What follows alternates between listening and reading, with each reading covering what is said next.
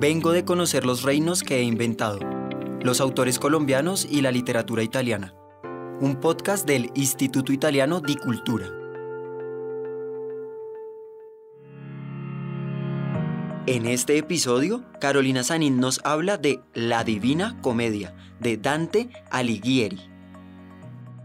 A veces creemos que la autoficción es un invento contemporáneo simplemente porque contemporáneamente se le dio ese nombre. Pero durante mucho tiempo el artífice y el artista ha recreado su propia vida en una segunda vida suya, que es su obra. Y uno de los ejemplos más tempranos de un autor que se convierte en personaje y en un personaje que coincide con su propia identidad y con su vida en su tiempo es Dante, que terminó la Divina Comedia en 1320, un año antes de su muerte, y había tardado en su escritura más de una década. Dante se construye a sí mismo a través de la Divina Comedia y se estudia a sí mismo y también actúa sobre los demás que han sido parte de su vida, sobre aquellos a quienes ha conocido. Ejerce entonces la indulgencia y la venganza y el juicio sobre los demás, ¿no? Pero la comedia es más que esto. La comedia es un compendio y una organización del conocimiento. En esos 3 poemas, el infierno, el purgatorio y el paraíso, Dante encierra todo lo que sabe y todo lo que quiere saber también, porque la comedia no es solamente un compendio de conocimiento, sino que es un camino de conocimiento y a la vez que es una expresión de sí, es una construcción de sí mismo. Bien, es la épica del otro mundo, de la otra vida. Dante va a hablar sobre la vida humana, asumiendo la aventura de imaginar los mundos de ultratumba. Pero además de inventar esos mundos de ultratumba, va a inventar el camino. La comedia es el trazado y la imaginación de un camino de peregrinación. Nosotros sabemos que los peregrinos, que pues son una institución importante de la Edad Media, viajaban a lugares para cambiar, para volverse otros, pero ese otro que querían ser es sobre todo un otro radicalmente y remotamente anterior, ¿no? Nosotros pues tenemos el ejemplo de los peregrinos de Santiago, que al llegar a Santiago pierden o se lavan de sus faltas y sus pecados, y eso significa también lavarse de su propio personaje, de sus determinaciones. Y Dante, que se llama a sí mismo peregrino a lo largo de la Divina Comedia, de muchas maneras busca también esto, busca una pureza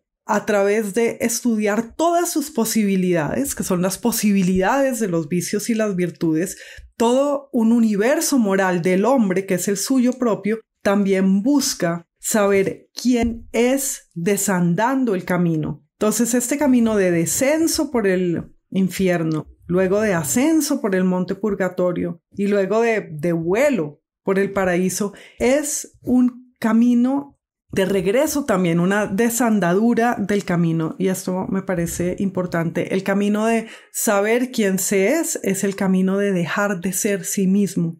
Bien, al final de la comedia, el peregrino y el protagonista, Dante, se queda suspendido en la contemplación, suspendido en el paraíso. Entonces, ese final del libro vuelve a ser aquel en medio del camino de la vida del comienzo. Como tal vez sepan, el infierno comienza con el protagonista perdido en la vida, recibe una guianza y empieza su viaje. Empieza con esos famosos versos: en medio del camino de la vida me encontré en medio de una selva oscura, etc. Y entonces emprende el camino recto, porque había dado por perdido el camino recto. Pero el camino recto no será un camino recto precisamente, será un camino en espiral en descenso, un camino en espiral en subida y un camino en escala en subida y luego un camino de difícil trazado por el cielo. Pero lo que decía es que al final de todo este recorrido quedará también de alguna forma, que es algo que siempre me ha llamado la atención, de alguna forma Dante en medio del camino, suspendido en la contemplación y en la transformación de sí que no hace volver. Y eso, claro, encierra pues una ironía, y es desde dónde está escribiendo entonces, ¿no? Si el peregrino se queda suspenso, ¿quién escribe y cuándo escribe? Que es fantástico. Voy a leer el final del Paraíso, el canto 33 del Paraíso. Como el geómetra que se concentra para cuadrar el círculo y no halla por más que haga el principio que precisa, así me hallé ante aquella visión nueva, que es la visión, hago este paréntesis, de la divinidad. Deseaba ver cómo estaba junta nuestra imagen al círculo y sujeta, mas no daban mis alas para tanto, sino que fue mi mente golpeada por un fulgor que trajo lo anhelado. Y aquí ya la visión perdió su fuerza, mas ya mi voluntad y mi deseo eran rueda constante del amor que mueve el sol y las demás estrellas. El éxtasis final del Paraíso es la incorporación a la divinidad también. Bien. Entonces, este peregrino que sufriendo un extravío en el medio de la vida, baja al infierno y luego va al purgatorio, ha tenido que sufrir también una muerte en vida, porque va a estar en vida en todos estos lugares en donde de hecho los otros personajes se van a extrañar pues de que haya un vivo entre ellos, ¿no? Y esto presenta una gran complicación para el autor, porque ¿cómo va a experimentar el infierno este visitante que no ha muerto y que no está condenado, ¿no? ¿Y cómo va a experimentar el purgatorio? Y de hecho Dante experimenta el purgatorio purgándose él mismo y experimenta el infierno a través del miedo. Él no está condenado, en el purgatorio sí puede purgarse, supongo alguien que no está condenado, en cambio en el infierno pues no puede condenarse porque no tendría salida, ¿no? Pero entonces es importante cómo el autor va resolviendo ese problema de cómo experimenta un lugar alguien que por su justicia está fuera de lugar en esos lugares, es decir, no ha muerto. Bien. Entonces esta figura del que muere sin morir en medio de la vida coincide con la figura del exiliado. Nosotros sabemos que Dante escribe en el exilio de Florencia y su personaje en la Divina Comedia sale de su propia vida, como Dante salió también de su propio mundo. Y esto implica el problema de dónde somos, ¿no? Dante va a criticar, muy duramente a su patria, Florencia, y a otros lugares también, sobre todo en el infierno. Pero está la pregunta de dónde ser alguien que ha escogido escribir acerca de estar fuera del mundo. Y a la vez que vive este exilio en la vida de Florencia y exilio en la obra del mundo de los vivos, va a hacer sentir el reclamo por la totalidad, el reclamo de estar usando todas las palabras de su lengua. Y no solo eso, de estar inventando con la comedia una nueva lengua. Ese toscano que inventa Dante es en parte el toscano que aprende de niño y que aprendían sus compatriotas, pero también es una lengua que él hará suya y a la que él le dará lugar. Entonces, ¿dónde está el lugar de esa lengua? Entre los mundos y entre la vida y la muerte. La Divina Comedia es una psicología y eso es importante también. Al mismo tiempo que es un estudio moral, pues es un estudio del comportamiento, es un mapa de nuestra complejidad interior y de nuestra variedad interior. Y en ese sentido hay una diferencia importante entre el infierno y el purgatorio. En el infierno, cada pecado tiene un castigo que corresponde al pecado, ¿no? No que corresponde a la gravedad del pecado solamente, sino al carácter del pecado. O sea, el infierno es un estudio sobre cuáles son los pecados. Dicho de otra manera, cada castigo es el pecado mismo. Pero más allá de eso, cada personaje condenado se ha convertido en el pecado mismo. Entonces es como si la condena de aquellos que fueron condenados por su falta fuera el de ser personajes y el de ser inmóviles y el de quedar identificados con un modo de ser. El avaro en el infierno no está primero donde los avaros, luego donde los lujuriosos, porque también era lujurioso. No, La intensidad y la gravedad y la frecuencia, la abundancia de su pecado fue tan grande. Es curioso, irónico hablar de abundancia de avaricia, pero bueno, siguiendo nuestro ejemplo, que ese pecado lo definió y en la eternidad está solo en ese pecado porque terminó siendo el pecado. Mientras que los que están en el purgatorio van de cornisa en cornisa, de pecado en pecado, purgando cada uno de esos pecados. ¿Y cómo los purgan? A través de imágenes bajo relieves y a través del sonido, a través de la oración y a través de ejemplos contrarios. Entonces, fíjense en que el purgatorio es didáctico, el purgatorio es una educación. En cambio, que el infierno no es para los que están en el infierno una educación, sino que el infierno es una conmoción, conmueve con el miedo y lo conmueve a Dante mismo, mientras que Dante a través del purgatorio, como dije antes, va él mismo purgándose. Uno siente que en el purgatorio, al leer, está la gente, ¿no? Y es distinto de lo que sucede en el infierno, en donde siente que hay personajes específicos. En el purgatorio, las almas se hacen su propio camino y tienen que probarse y pasar por todas las cornisas, experimentando su propio comportamiento. Mientras que en el infierno cada alma está en su lugar, en su círculo, en el círculo de su pecado y no puede salir de él.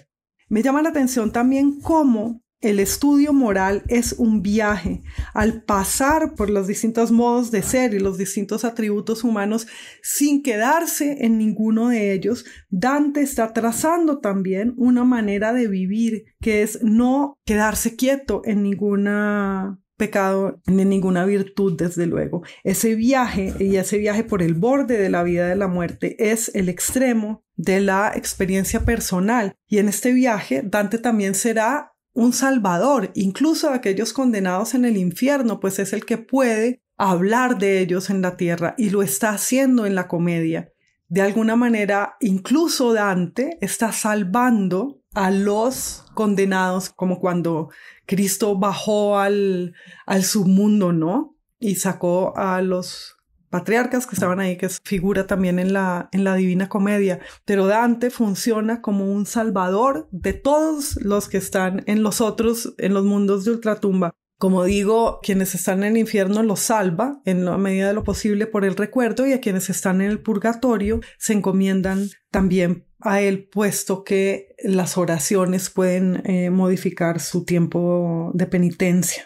La Divina Comedia es una mezcla de historia, chisme, chistes también, teología, teorías del comportamiento, pero teorías ontológicas y de la composición del ser humano, y también todo un estudio de cómo la razón vence al miedo, es decir, cómo puede el ser humano ascender, identificarse de alguna forma con su razón, con su mejor de sí y elevarse. Ahora sabemos que quien guía el viaje de Dante es su amada Beatriz, que desde el paraíso decide apiadarse de él y decide que él viva todo este viaje y esta experiencia para que salga del momento oscuro en el que está en su vida. Pero, además, hay otro amor, que es Virgilio, que ha sido enviado también por ese amor, que es Beatriz, para guiar a Dante. Dante es entonces llamado por el amor, pero también por su propia arte y su vínculo con una tradición, porque Virgilio ha ido en su rescate, porque Dante es un poeta también. Virgilio lo puede guiar por el tiempo que Dante, invirtió en la lectura de Virgilio. Lo atrae y lo protege a través de la comedia, porque Beatriz también lo atrae y lo protege. Y la correspondencia de ese amor de Beatriz, de esa agencia de Beatriz con Dante, es la devolución de alguna forma, la respuesta al amor que Dante le ha dedicado en el mundo del romance y en el mundo de la tierra, ¿no? Es como que la Divina Comedia es el amor de Beatriz sobre Dante, así como la vida nueva ha sido el amor de Dante por Beatriz.